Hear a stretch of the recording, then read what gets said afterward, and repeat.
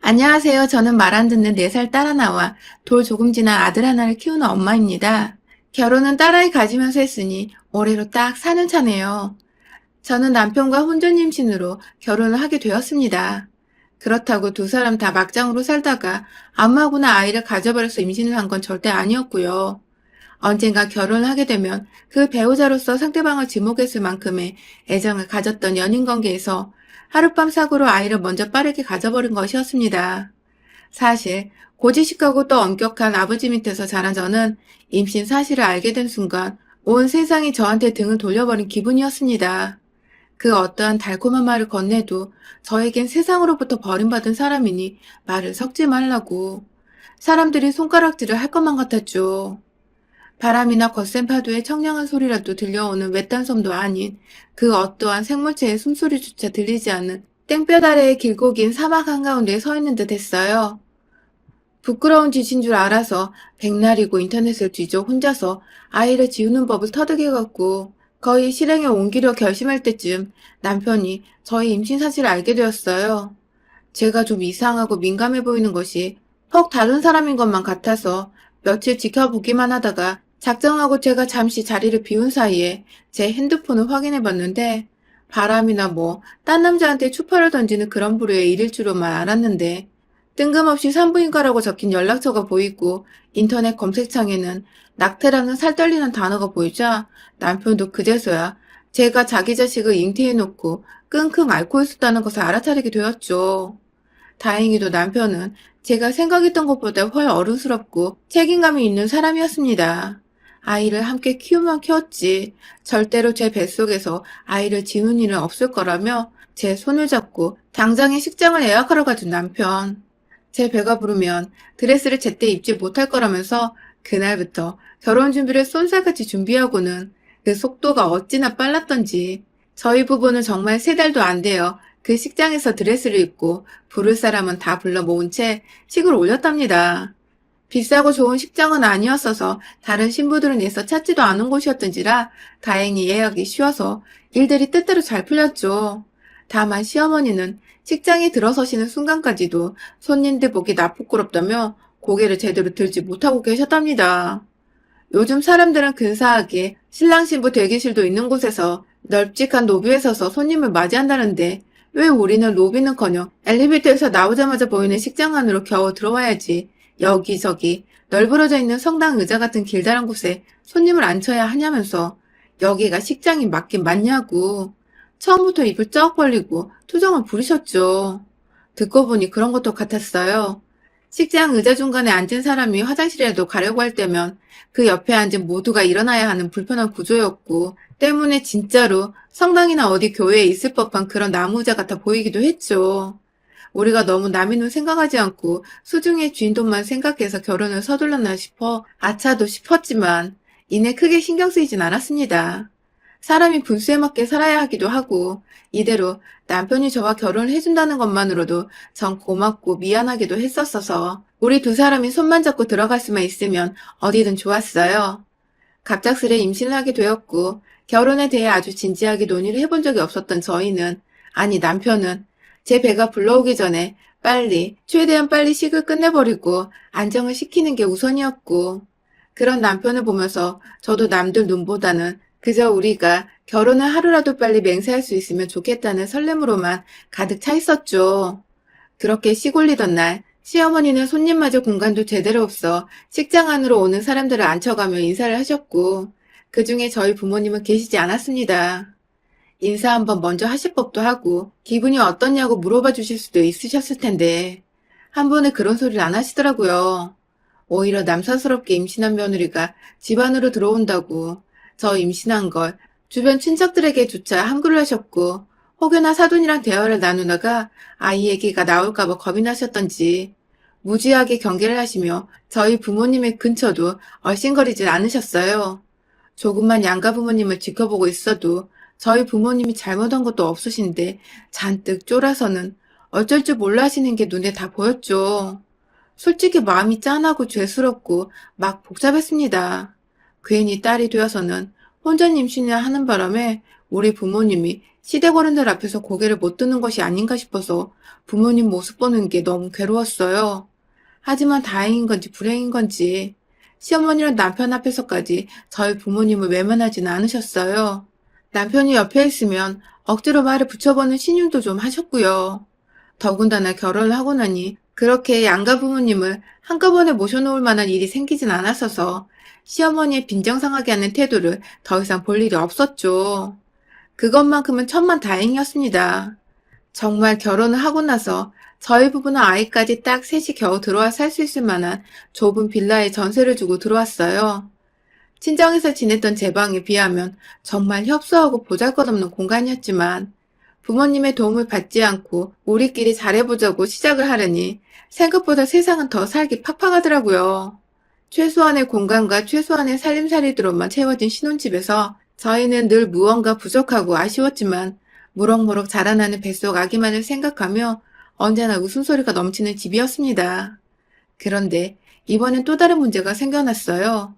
바로 시어머니의 타겟이 저희 부모님에서 제 아이에게로 넘어가 버린 것 같은 애매한 상황이 시작된 것입니다. 임신해서 애가 안 보일 적에는 그리 아이에 대해 먼저 언급도 하지 않고 관심을 갖지 않으셨고 오로지 남편이 밥은 잘 챙겨 먹고 살고 있는지 그것만 걱정을 하셨던 분이셨는데요. 막상 아이를 낳아보니 딸아이가 저를 너무 닮았던 것이죠. 이리 보고 저리 봐도 머리 두상부터 살짝 휘어진 눈꼬리까지 모든 게 딱 봐도 제 딸이었죠. 큰딸은 아빠를 닮는다더니 왜 지 엄마를 닮고 지랄이냐는 충격적인 말을 여전히 몸조리를 하느라 조심히 몸챙기며 지내고 있던 제 앞에 사신 시어머니는 볼 때마다 말과 행동에 대담함이 커져가셨어요. 흔한 구시대적 발상을 지닌 시어머니들이 손녀인지 손자인지를 따져대는 것처럼 저희 시어머니도 제 딸아이가 뱃속에 있을 적부터 그렇게 아들아들 거리셨습니다. 그러다 결국 딸아이랑 검사 결과가 나오자 엄연한 생명체인데도 불구하고 아무 보잘것이 없다는 듯이 손녀 봐서 뭐하냐 소리를 하시며 기분이 나쁘단 티를 팍팍 내셨어요. 저는 졸지에 가지지 말아야 할 애를 가지고 있는 듯한 기분이 들어 또 시어머니의 눈치를 살살 봐야 했고요. 그러다가 아이가 태어났는데 갓난아기라 몸을 제대로 가누지도 못했던 그 시기에는 본인도 덜컥 험하게 애정없이 만졌다가 사고를 칠까봐 겁이 나셨던지 아이가 그냥 귀찮다며 손도 대질 않으시더라고요.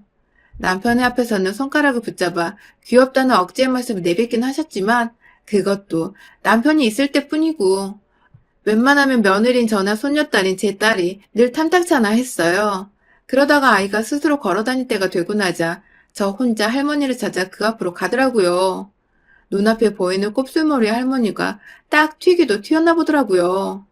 너무도 작고 어린 게 지 할머니를 알아보는 건가 싶어서 자기는 그런 할머니로부터 구박을 받고 사랑도 못 받고 살고 있는 걸 알기는 할까 하면서 뭉클한 감정으로 막 기분이 복잡하던데 저희 시어머니는 딱 이 한마디만 하셨어요. 며느리가 날 잡수러 오는 것 같아. 하고 말이죠. 저 닮은 딸아이를 저와 오버를 시키며 애를 피하면서 딱 이 한마디를 하고서 자리에서 일어나 작은 방으로 들어가시더라고요. 전 그 바람에 또 마음에 깊은 상처를 입었죠.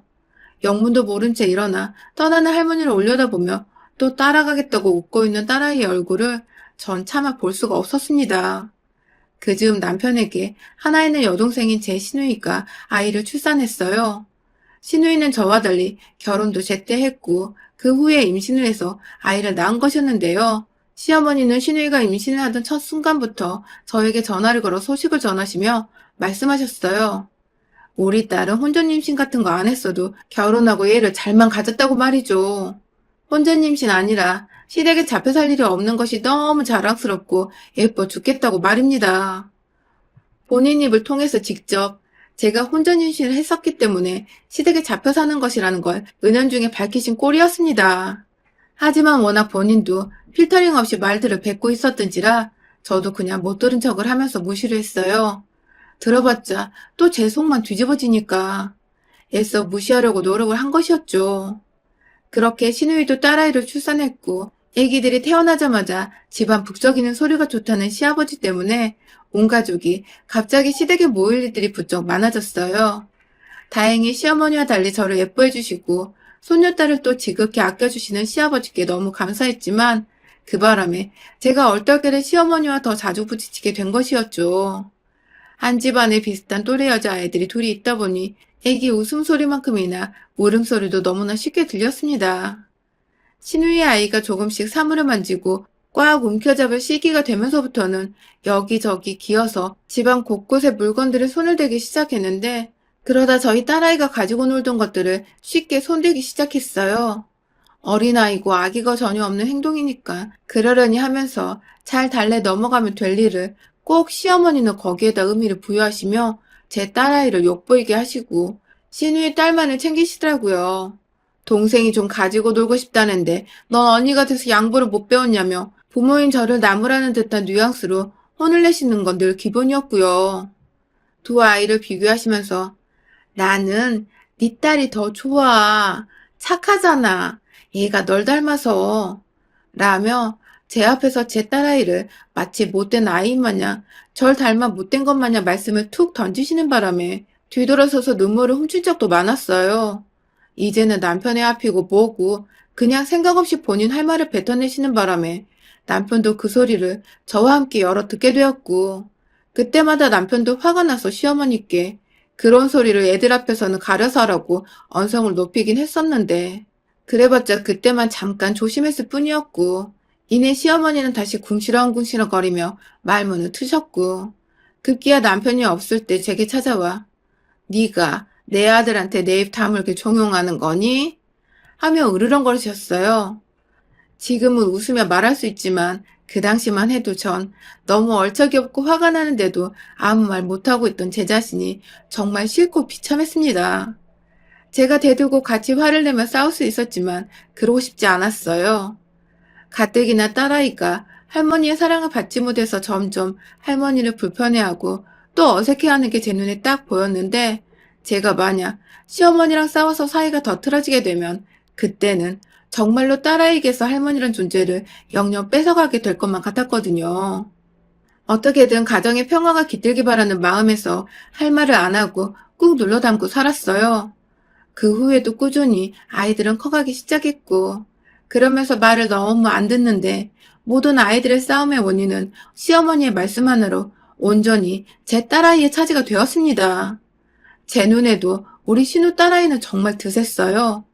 누굴 닮았는지도 모르겠지만 우리 시어머니를 닮은 건가 싶을 만큼 아이가 악을 많이 쓰고 남이 들고 있는 건 꼭 자기 손에 쥐어서는 한 번쯤 가지고 놀아야 직성이 풀리는 성격이었어요.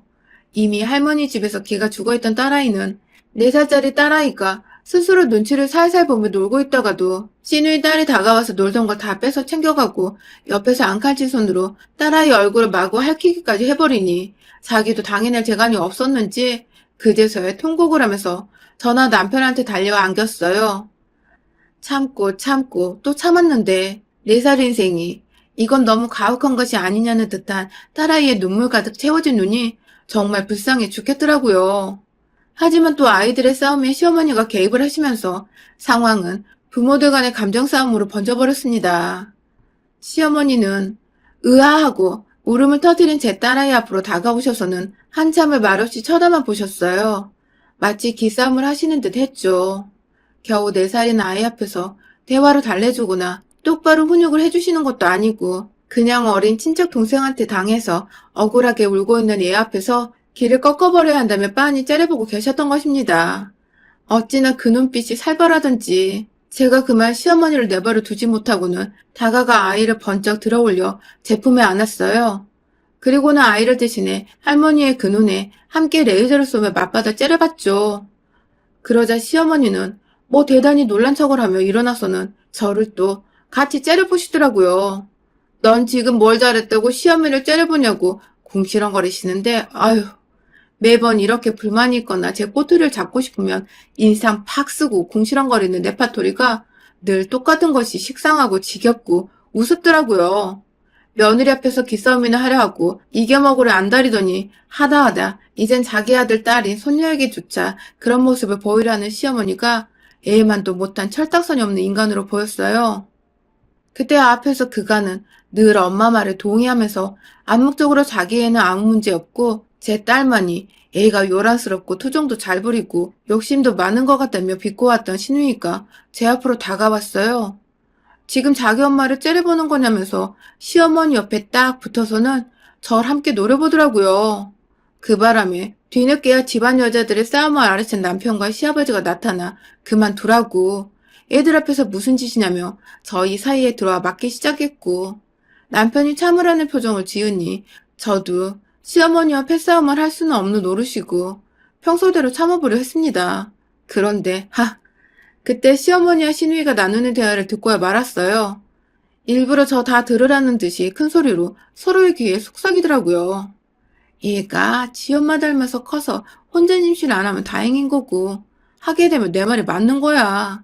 지 엄마를 쏙 빼닮은 거 말이야. 라고 말입니다. 저는 끓어오르는 분노를 참지 못했습니다. 다른 사람도 아니 이제 겨우 4살짜리 어린 여자애한테 악담을 퍼부어도 유분수지. 혼전 임신 안 하면 다행인 거고 하면 그게 다 저를 닮아서라니. 이건 해도 해도 정말 너무한 악담이었습니다. 제 딸은 옆에서 그게 뭔지도 잘 모르겠다만 자기 욕을 하는 것을 본인도 느꼈는지 잔뜩 풀이 죽은 채로 아빠의 다리 뒤에 숨어서 저를 올려다보고 있었고 그런 딸아이를 보니 이건 더 이상 참고 넘길 문제가 아니겠더라고요. 딸아이를 위해서라도 함부로 말하는 어른들을 따끔히 혼내주는 모습을 보여줘야 한다는 생각이 들었어요. 그리고 저는 귓속말을 하며 앞에 걸어가고 있는 두 모녀의 머리 끄댕이를 냅다 뒤로 잡아 끌어 거실 한복판에 슬라이딩을 하게 만들었습니다. 으아! 하면서 괴성을 지르며 뒤로 낮아빠진 두 모녀는 충격에서 헤어나지 못하는 건지 무슨 일이 일어난 거냐며 서로를 쳐다보다 저를 올려다봤어요. 그리고는 저는 그런 시누이와 시어머니를 향해 제 앞치마 허리춤에 매달려 있는 고무장갑을 꺼내 올렸습니다. 제가 우리 딸아이한테 달려오기 직전까지 딱 설거지를 하고 있었거든요.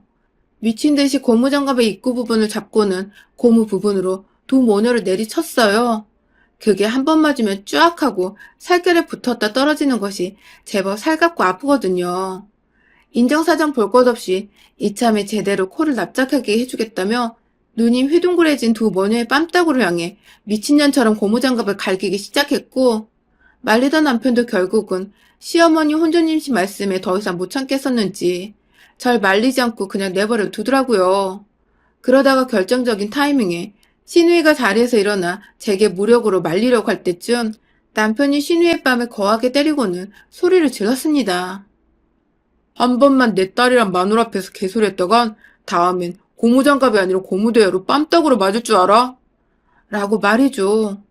시누이는 그 순간 자기 오빠한테 잔뜩 쫄아버린 건지 무심코 자기 뺨을 어루만졌어요. 저한테 고무장갑으로 얻어맞고 바로 친오빠한테 뺨까지 양쪽으로 번갈아 맞아 버린 바람에 얼굴이 완전 뻘겋게 상기가 되어 있었어요. 옆에서 시어머니는 자기도 맞을까 싶어서 두 손을 뺨에 올려놓은 채 멀뚱히 겁에 질려 절 쳐다보고 있었고요. 한 방에 제압이 된 시댁 분위기, 더 이상 시어머니는 제 딸아이 앞에서 싫어하는 티를 내지 않으셨어요. 졸지에 저와 남편은 시댁에서 고무장갑으로 대장을 먹고는 그날 유유히 딸아이를 데리고 그 집을 나섰습니다. 지금까지도 시댁은 저희 부부를 찾지 않고 있으며 저희 또한 시댁과 발길을 끊기로 작정을 한 채 아이의 육아에만 집중을 하며 나름 바쁘고 정신없는 나날을 보내고 있어요. 얼마 전 시아버지께서 슬쩍 전화가 오셔서는 시어머니가 아이를 보고 싶어 한다는 얼토당토 없는 말을 꺼내시며 시댁에 한번 놀러 오라는 말씀을 하셨는데 죄송하지만 그 집 구석에 이제 갈 일이 없을 거라는 쿨한 대답을 드린 채 전화를 끊었답니다. 아휴, 지금 생각해도 그날 일은 속이 시원해 죽겠어요. 우리 아이한테 혼전임신이 어쩌고 저쩌고 막말을 날린 시어머니께 더한 짓을 못한 게 조금 아쉽긴 하지만 자기를 쏙 빼닮은 시누이가 자기 때문에 뺨떡으로 어마무시하게 맞은 것을 보고는 자업자득이라 생각을 하셨는지 여태 잠잠하고 조용하십니다. 그러게 인생은 다 뿌린 대로 거두는 겁니다. 여러분의 생각은 댓글로 남겨주세요. 오늘도 시청해주셔서 정말 감사합니다.